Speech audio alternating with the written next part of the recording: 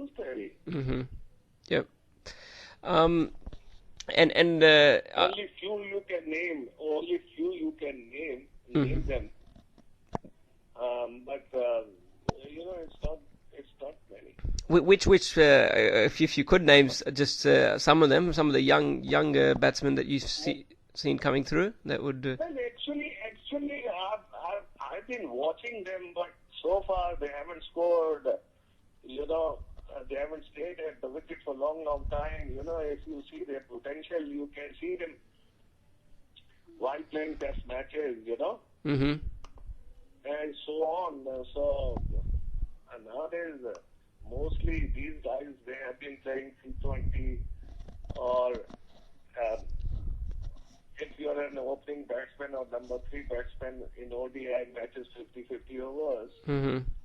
then to prove to the world that you are good, you have to score centuries, because in a year, these players, they have been playing, too many ODI matches, test matches, T20 matches, you just name it.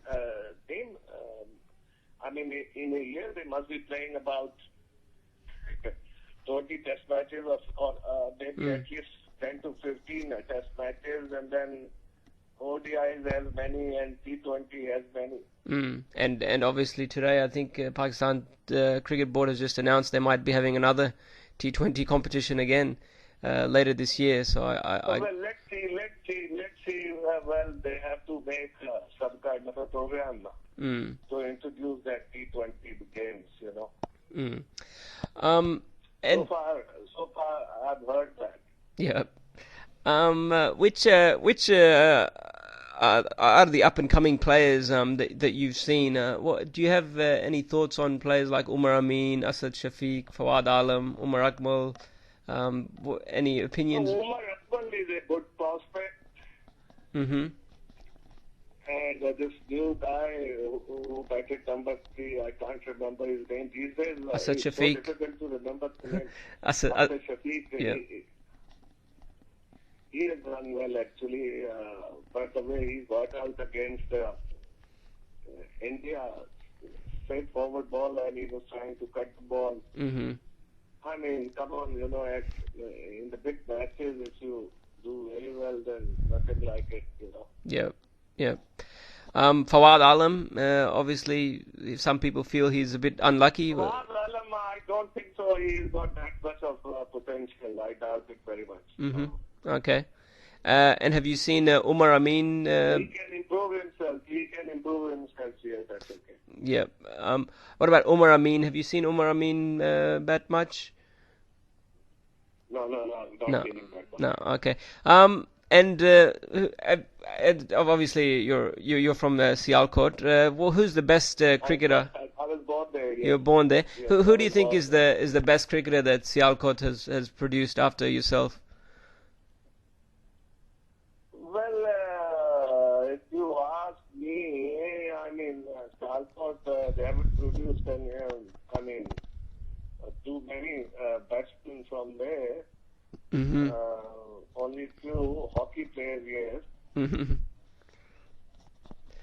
But not many cricketers there. Not too many cricketers. Who are really famous, yeah. Yeah. Who are really that famous, yeah. Yep. In terms of moving to the Pakistani team, which cricketer do you think is the best equipped to lead Pakistan into the future? Well, it's a very difficult question to answer. First of all, he has to place himself in the team permanently, Mm-hmm. And then you can see his ability and all that. So, changing captain all the time is also not a good idea. Mm-hmm. It's very difficult.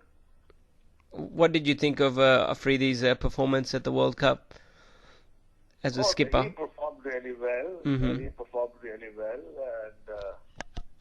and we are proud of him the way he performed the World Cup. Mm-hmm. And we are hoping that he will keep on doing this good work. Mm-hmm. And how about the performance of Pakistan overall in the World Cup? Obviously lost in the semi-finals, which was disappointing, but as an overall... They were all okay. all okay, except Shahid Afridi was outstanding. Okay. And Also goal scored very well. I guess we're seeing His performance was good. I guess we're seeing a similar theme again, that the bowlers are still producing with Pakistan, but the batsmen, I guess, are still lacking, and I guess that showed with I think Pakistan had.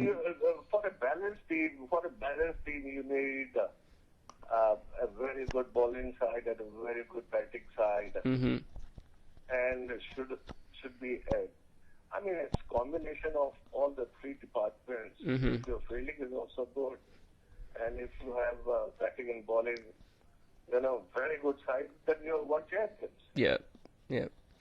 Now moving on to domestic cricket, have you? I mean, do you have any opinions on the way domestic cricket is played in Pakistan? Do you think there's too many teams, or do you think it could be improved in some way?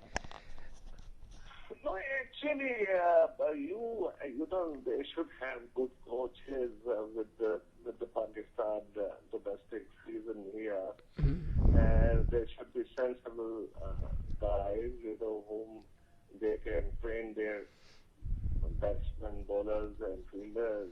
And I'm sure the time will come that we will be a complete team. So far, we don't have a complete team. Complete team means all the three departments have to be very good. And now moving again to county, you played in Gloucestershire, like we said, with great dignity and honour. Do you think Pakistani players are missing out because not a lot of them are going over and playing county cricket? Well, actually, they have changed their policies now. They are not taking too many overseas players. They are playing with one overseas and one with. I mean, the other one won't be playing if they can hire two and only one will be playing. So, I mean, the players are not getting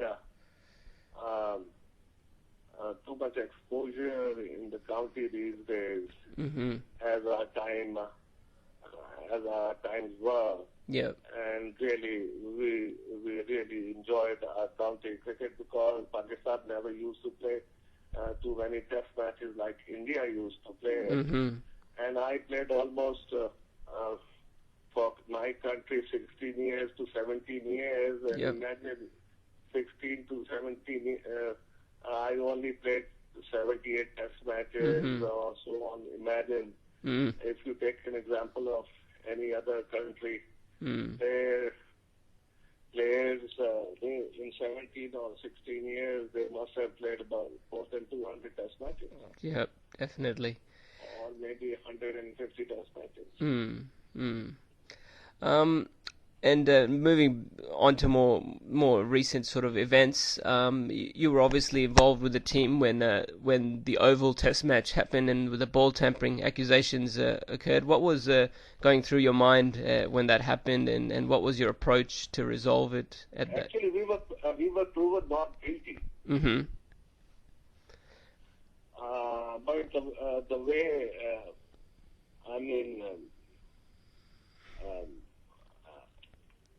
the way the Pakistan team was treated there was really bad. And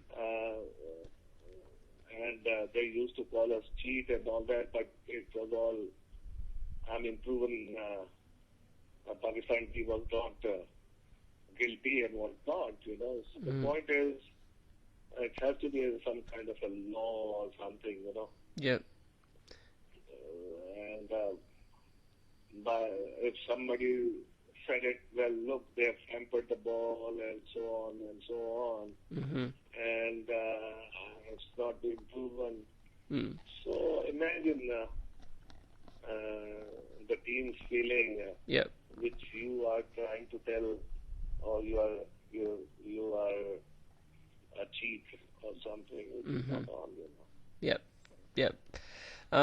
And on the current, even more recent, obviously the spot fixing scandal that has rocked Pakistani cricket. Actually, you don't ask these questions to me because I wasn't there, and Well, they can answer you much better.